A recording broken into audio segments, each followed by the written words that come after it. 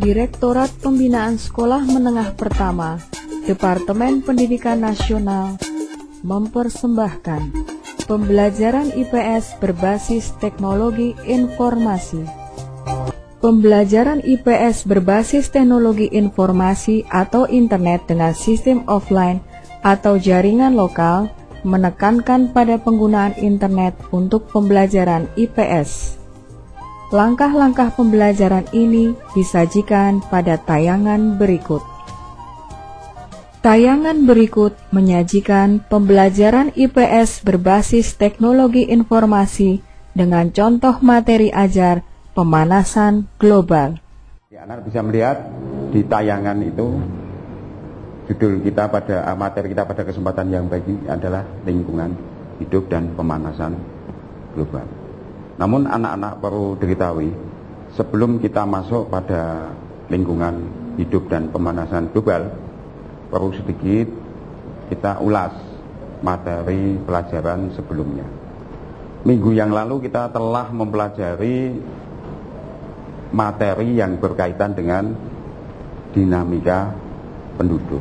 Salah satunya kita masih ingat semuanya, masalah-masalah penduduk yang dihadapi di negara Indonesia.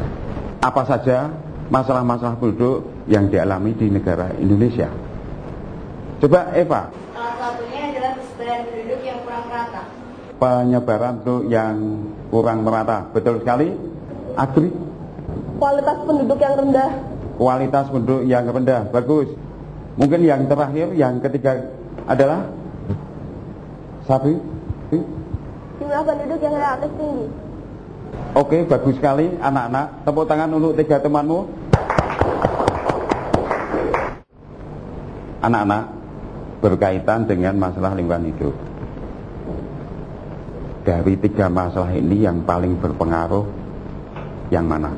Sebenarnya semuanya ada pengaruhnya, tapi kita batasi satu aja yang kaitannya dengan pemerataan penduduk. Kepadatan penduduk atau penduduk masih terkonsentrasi di Pulau Jawa. Kalau kita bicara Pulau Jawa, khususnya Jakarta.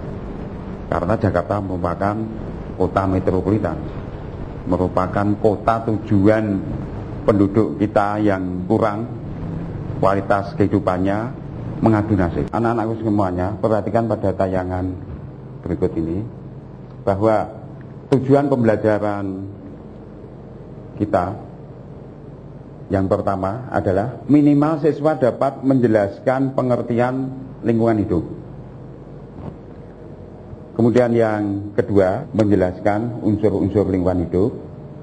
Ketiga, mendeskripsikan bentuk-bentuk kerusakan lingkungan hidup.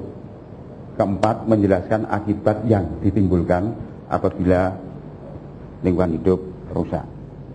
Sedangkan yang kelima, mendeskripsikan sebab-sebab terjadinya pemanasan global. Keenam, mendeskripsikan akibat terjadinya pemanasan global. Dan yang terakhir adalah menemukan solusi dampak terjadinya kerusakan lingkungan dan pemanasan global. Siapa yang bisa menjelaskan pada kesempatan ini? Apakah pengertian lingkungan hidup? Jasmine? Kesatuan ruang dengan semua benda, daya, keadaan, dan makhluk hidup, termasuk di dalamnya manusia dan perilakunya, yang mempengaruhi kehidupan dan kesejahteraan manusia dan makhluk hidup lainnya. Luar biasa, jawaban Jasmine begitu sangat luasnya. Namun demikian, barangkali ada yang lain, silahkan. Nova, coba. Lingkungan hidup adalah lingkungan yang terdiri dari 3 unsur, yaitu unsur abiotik, biotik, dan unsur sosial budaya. Oke. Langkah berikutnya adalah guru menyampaikan pokok-pokok materi dan tugas yang harus dikerjakan. Andai kata pencemaran udara ya ini ya, kita biarkan berlalu terus, justru malah meningkat, ini akan berpengaruh terhadap efek rumah kaca. Siapa yang bisa menjelaskan efek rumah kaca itu apa? Ika. Ika bagaimana? Mau menjelaskan secara lisan atau dengan gambar? Dengan gambar aja, Pak. Nah, silahkan dijelaskan dengan gambar. Teman-teman, saya akan menjelaskan tentang efek rumah kaca. Misalkan ini daratan, sinar matahari akan masuk ke permukaan bumi dan akan diserap melalui tanah. Apabila tanah ini diberi paving atau banyak permukiman atau diaspal dan lain sebagainya, maka tanah ini tidak bisa langsung menyerap sinar matahari itu, sehingga sinar matahari akan dipantulkan kembali ke atas. Padahal di atas ini banyak sekali polutan-polutan akibat asap pabrik, kendaraan bermotor, dan lain sebagainya. Maka sinar matahari ini akan dibawa ke atas bersama polutan-polutan ini dan tentunya akan mengikis ozon, sehingga ozon itu lubang. Dan apabila ozon itu lubang, yang terjadi mungkin es di kutub utara dan es di kutub selatan akan mencair, sehingga volumenya meningkat dan akan meluap ke daratan-daratan itu. Dan mungkin kondisi yang manusia yang ada di permukaan bumi itu kepanasan. Ini sekian penjelasan saya tentang efek rumah kaca. Oke, terima kasih. Tepuk tangan untuk anak-anak. Barangkali ada anak-anak yang merespon atau menanggapi dari pendapat Ika? Betul tidak ada? Oke, kalau begitu Ika saya persilahkan duduk kembali ke tempat. Setelah selesai menyampaikan materi pokok, guru melakukan pembagian kelompok siswa. Anak-anak langsung membentuk kelompok sesuai yang telah Bapak tunjuk. Silakan anak-anak langsung membagi kelompok.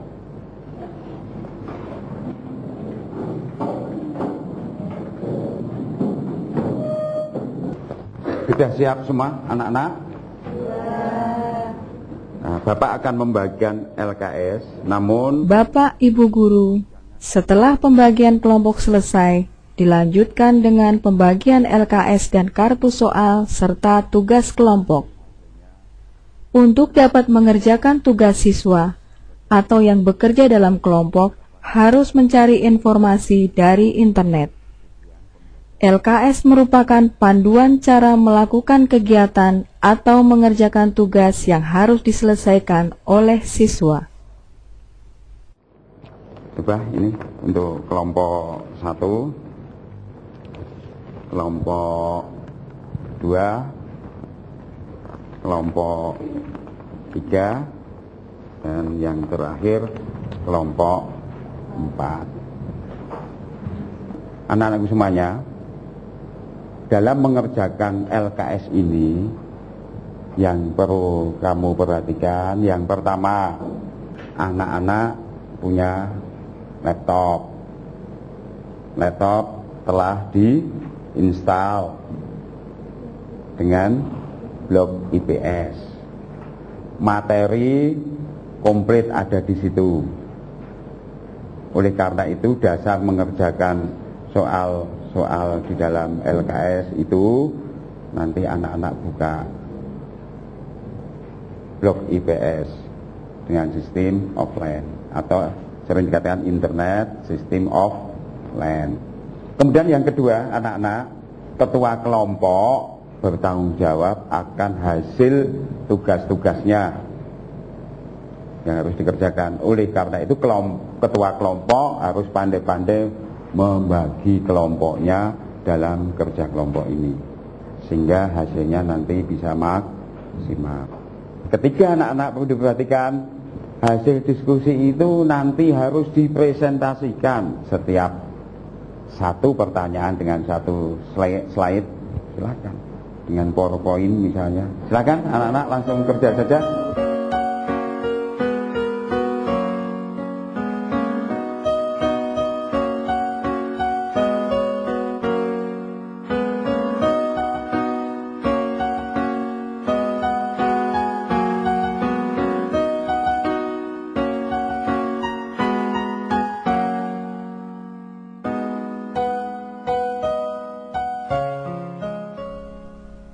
Guru bersama siswa sedang melakukan checking mengakses internet. Bapak Ibu guru, setelah checking kesiapan internet, dilanjutkan siswa mencari informasi melalui internet dalam kelompoknya masing-masing.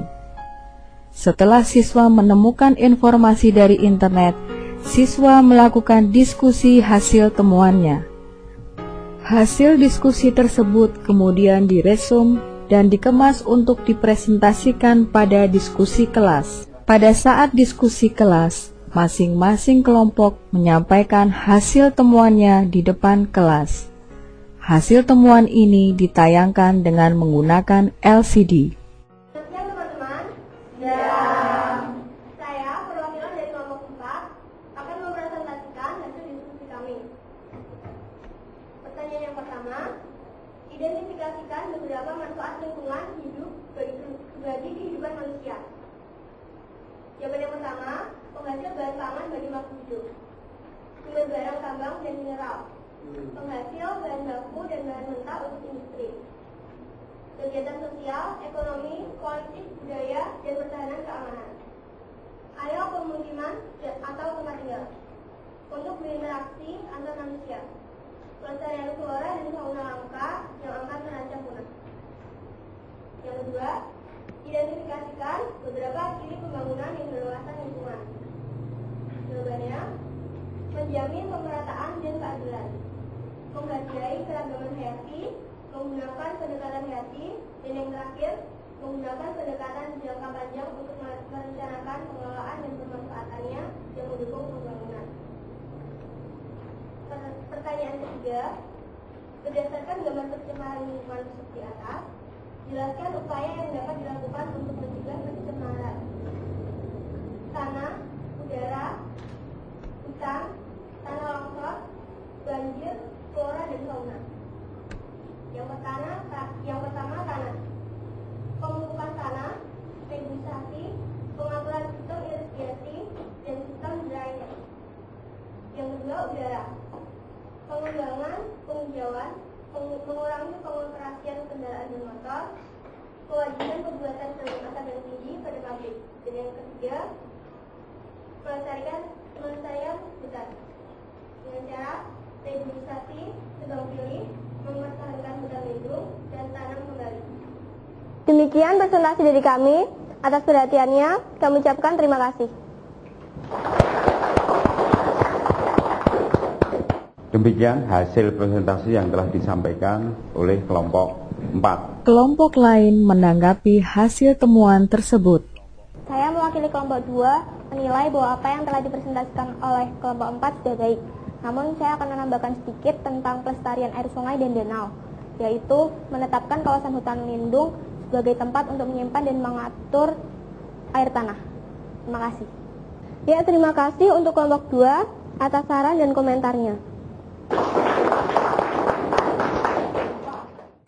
Kita simpulkan bersama-sama hasil pembelajaran IPS pada hari ini. Minimal yang harus kita ketahui anak-anak ada 3 hal.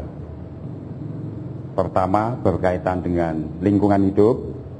Kedua, berkaitan dengan efek rumah kaca. Yang ketiga, berkaitan dengan pemanasan global. Anak-anak kita lihat bersama dalam tayangan tersebut di atas. Dampaknya apabila ini terjadi, anak tahu pola musim hujan berubah, banjir terjadi di mana-mana. Oleh karena itu anak-anak ini harus dihindari. Salah satunya kita dapat menghindari adalah tadi saya katakan lingkungan. Setelah refleksi, guru memberikan tindak lanjut berupa pemberian tugas kepada siswa berkaitan pencemaran lingkungan di sekitar lingkungan tempat tinggalnya. Terima kasih atas perhatian dari anak-anak. Selamat siang.